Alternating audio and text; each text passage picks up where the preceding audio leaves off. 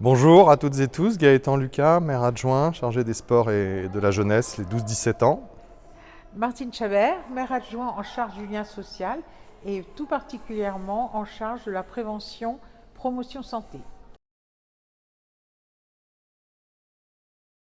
C'est avant tout un gage de qualité de nos pratiques que l'on peut communiquer en interne déjà de la ville, mais aussi en extérieur pour faire rayonner la ville, pour lui permettre une belle attractivité.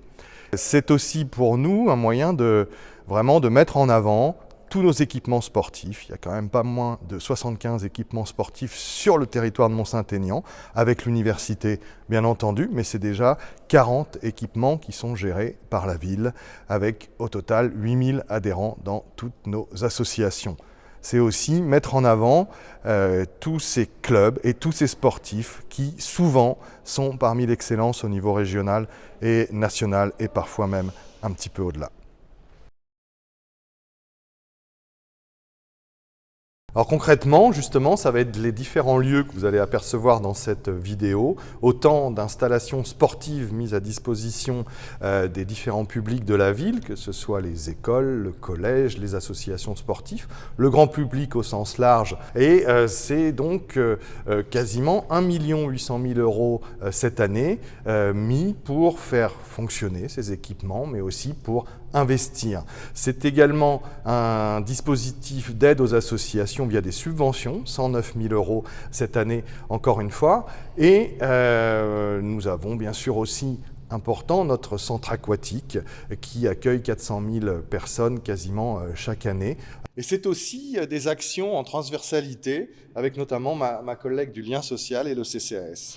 Comme vient de vous le dire Gaëtan Lucas, la ville de Mont-Saint-Aignan, à travers son CCAS, décline une action spécifique autour du sport et de l'activité sportive, basée surtout sur 2 axes: développer une politique partenariale très forte et promouvoir l'activité physique comme vecteur de bien-être et de santé.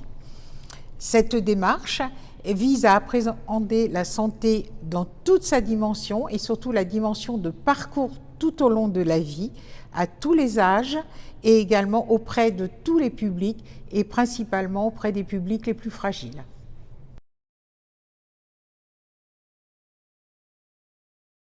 Il faut savoir que pour conserver ce titre dans le temps, nous devons porter notre candidature chaque année et de ce fait faire évoluer notre politique sportive, que ce soit dans le domaine du sport, le sport bien-être ou le sport santé.